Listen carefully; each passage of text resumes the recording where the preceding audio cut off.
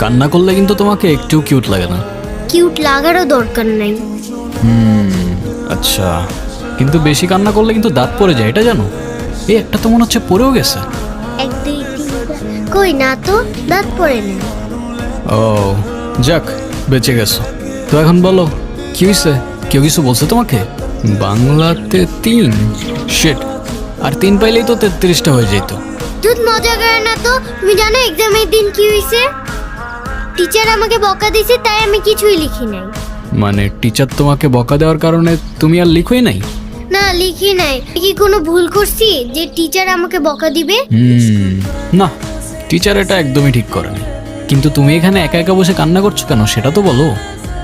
আমার নানু ভাই আমার এই মার্কশিটে কখনো সাইন করবে না, আর যদি সাইন করে না নিয়ে যাই স্যার আবার আমাকে